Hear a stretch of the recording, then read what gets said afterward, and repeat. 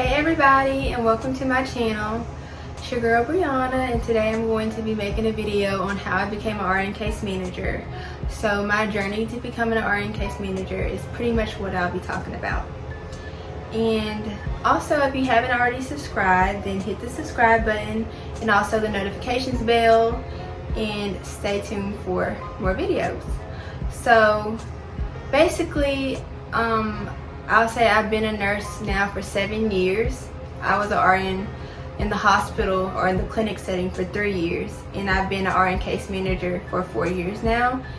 So the first thing I'm going to do is I'm going to show you my degree and my certifications to let you know that I'm actually qualified to be educating and talking about the areas that I will be explaining in this video. So my first thing I'm going to show you is my degree. So yeah, I graduated from the University of South Alabama. It's a 4-year degree. It's a bachelor's in nursing, and there you go, a bachelor's of science in nursing. Brianna Marita Hollis. You know you have to roll the R. Well, not really. You can just say Marita, but I like to be extra, so yeah, Brianna Marita Hollis. And yeah, that was not easy to get, but trust me, I'm proud of it. I'm just proud of the fact that I was able to do that. So I showed myself that I can put my mind to something and complete it, which I have to do every single day, but this was a lot of hard work. And I might actually make a separate video on what my nursing school experience was like and how to get or attain a 4-year degree in nursing. This is my other certification, and it is also from the University of, well, this is actually from the Alabama Board of Nursing, and this is my nursing license. Y'all don't need to see my license number, but here it is. Alabama Board of Nursing.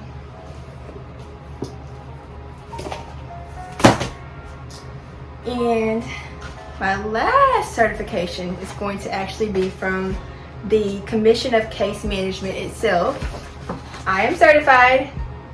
I'm a RN certified case manager, and you can get your certification 2 years after being a case manager. You just have to take a 180 question test, and you do have to pass, which is obvious. But I mean, when I talk about passing, you have to study. So I studied this book by Deanna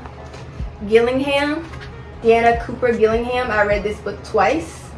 So that's how I was able to pass. And I'll probably read this book again just so I can keep up to date on my skills.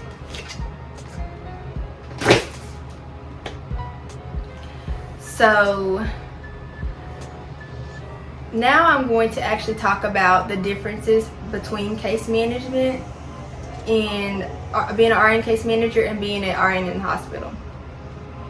So being an RN in the hospital is more so geared towards medical stabilization of the patient, making sure their vital signs are normal, and making sure that they're able to be at a point where they can go home and take care of themselves and hopefully not come back in the hospital. Where RN case management is more towards autonomy, it's more strength based, which means that you're actually getting the patient to a point where they are educated and have the resources they need to take care of themselves without having to go into any emergency setting.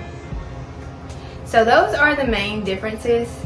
And so as a hospital-based nurse, which I'm dressed like a hospital-based nurse today.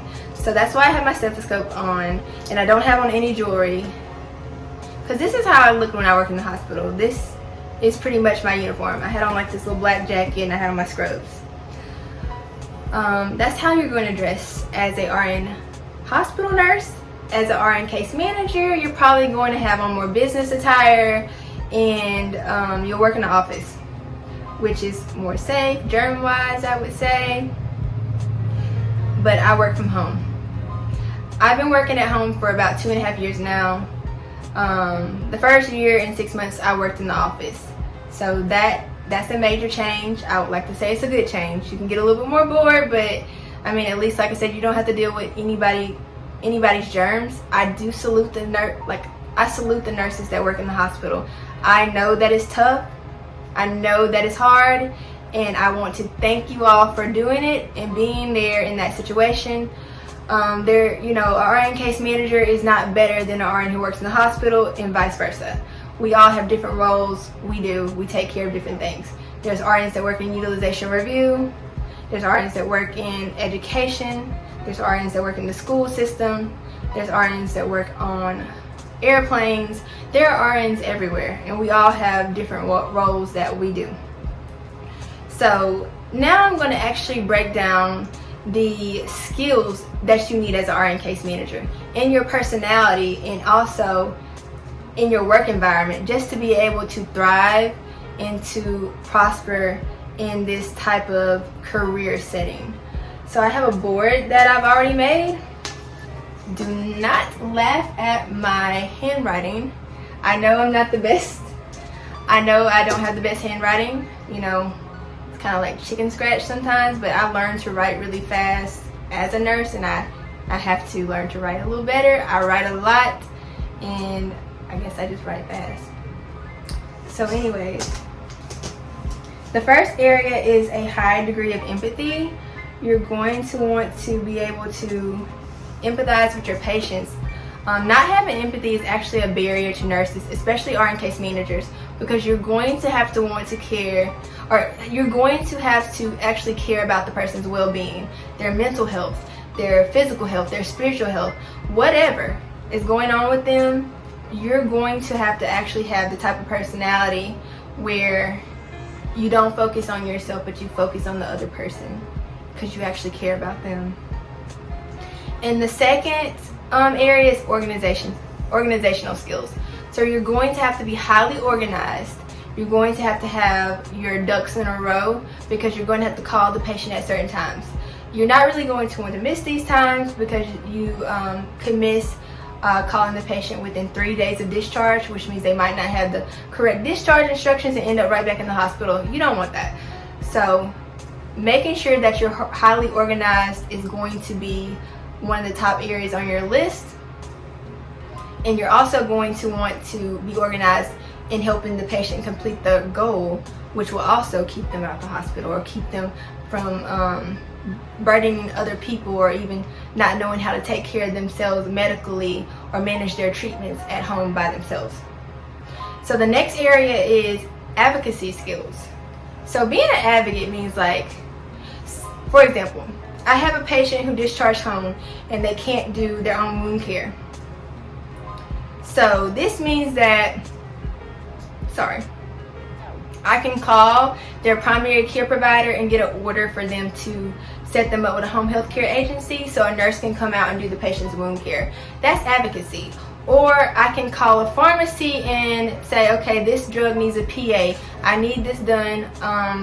Can you all let me know if y'all have gotten a PA from the physician so that this patient can have this medication?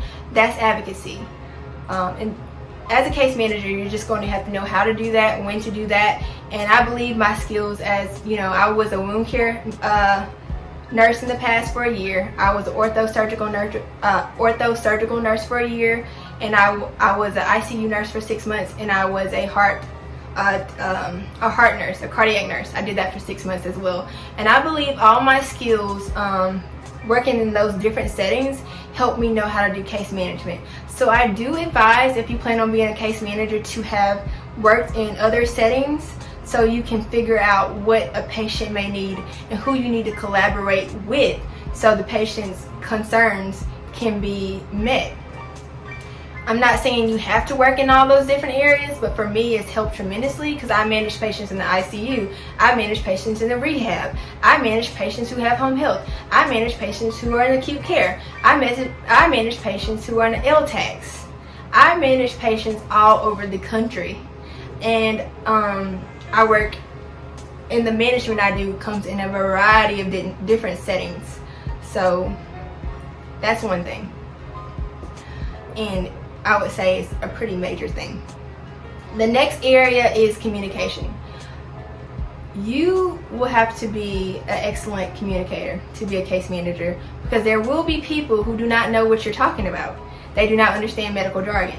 So you will have to come down to their education level so that they can understand the medical treatments that you're trying to streamline for them, so that they can utilize you as a case manager and be able to be independent with their medical care on their own at home. So that's what I mean by communication skills. You're going to have to know who to communicate with, such as the patient, and what providers and vendor services to communicate with as well. And you're also going to have to talk to doctors, and you're going to have to talk to people with higher education levels than you, and you're going to have to know how to advocate with them and be respectful at the same time. What I mean by that is advocating for your patient, which means you might have some conflict sometimes, because people may say, oh, they may think that you don't know what you're talking about, but you're going to have to explain things in a way and have the correct documentation so that everybody else knows that whatever task you're trying to complete, it can get done, and that they'll actually do it based on how you communicate with them. The next area is patience. You're going to have a lot of patience. Now, this area, it can be difficult sometimes because you're going to deal with some difficult situations. And you just have to have the right mindset to get through it. I mean, you might deal with people who have drug abuse issues, alcoholics, mental issues, you name it. They might have domestic problems going on in the home. It can happen. You can talk to people about these things. You're just going to have patience with it. And you could also be talking to someone who you'll have to say the same thing over and over again. And you're just going to have to be patient with the person and understand that they might not have the same education level as you, and at some point, hopefully, they will grasp whatever you are trying to teach them and be able to better take care of themselves. The next area is adaptation. And what I mean by that is you're going to have to think quick. Circumstances can actually change pretty quickly in case management. You might need to contact somebody while you're on the phone with the member or patient, so they can have the correct adjustments made to either their plan, their insurance, whatever. You're just going to have to be able to adapt. Sometimes you might not like the changes that are being made or whatnot, but you're just going to have to stay calm and keep a positive mindset. It's not easy, but as a case manager, it's just one of the skills that you'll have to learn to incorporate into your day-to-day life as a case manager. Now I'm going to go over the 4 levels of case management that everybody needs to know just to be able to function in this career. So the first level is intake. So with intake, what you're going to do is I'm repeating myself. So what you're going to utilize your skills by asking the patient questions about their demographics. You're going to figure out what they know about their medical treatments, what they don't know, their medical history, their financial status, their social status, their behavioral health, whether or not they smoke or drink. And you're going to want to also, you can connect them with like you'll figure out what services they'll need to be connected with, which is another step. I hope I said finances, but finances is huge in case management because a lot of people can't afford their medical treatments or medication, and you'll have to figure out a way to get the proper resources for them with a social worker. So the next area is going to be needs assessment. Once you've done the intake, you can figure out what they need, whether that be they drink too much, they smoke too much, or they smoke at all. They really shouldn't be smoking. Drinking, there's a certain amount a week or a day that you can drink, but it's best if you don't drink. If the patient's not, an alcoholic, we try to take care of any substance abuse issues. The next needs assessment area could be them not having a place to stay, or they might need equipment, or they might need a certain vendor contacted, like a pharmacist, or like I was saying before, home health. These are all areas that are needs that a case manager will start, collaborating with these different vendors and sectors to get the right resources for the patient. And also just educating. Needs assessment is where you learn where the patient needs to be educated. Like whether you need to educate them on how to manage a PICC line, manage a Foley catheter, in and out cath, manage their wound care, manage their diet, manage their diabetes, their congestive heart failure, any viruses they may have. You might still have, you can educate them on how they can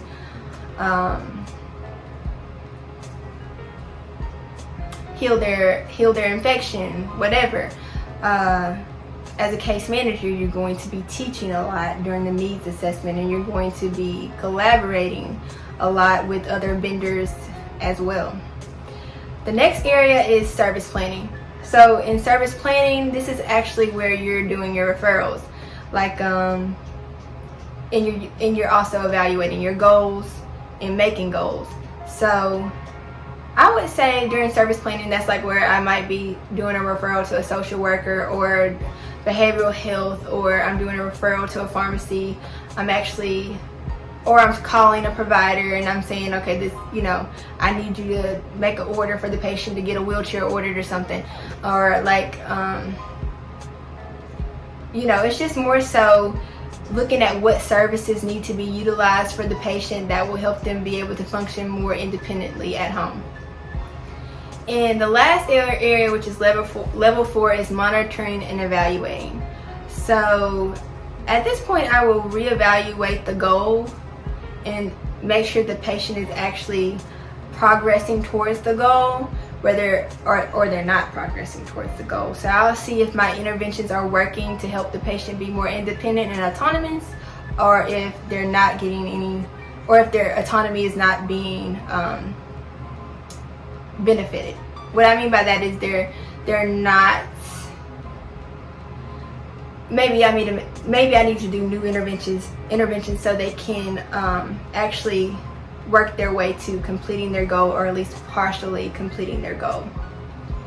So that's pretty much it for the 4 areas of case management, and I hope I explained those in a way where anybody who's a nurse who wants to make the career change to becoming an RN case manager understands the basic principles of what it takes to be a case manager and what you will have to do in a case management, either working at an insurance company or working in a hospital setting. I hope that you can just understand the basic role of what you'll be doing. I believe that's pretty much it for the day. If anybody has any questions or concerns about anything when it comes to what it takes to be a case manager or what we do, you can just comment down in the comments below. I do plan on making more videos basically on RN areas, registered nurse, what I do as a registered nurse, alternative treatments as well, and just explaining more about what it takes, how I became a nurse, or how someone can become a nurse. I plan on probably making more videos like that.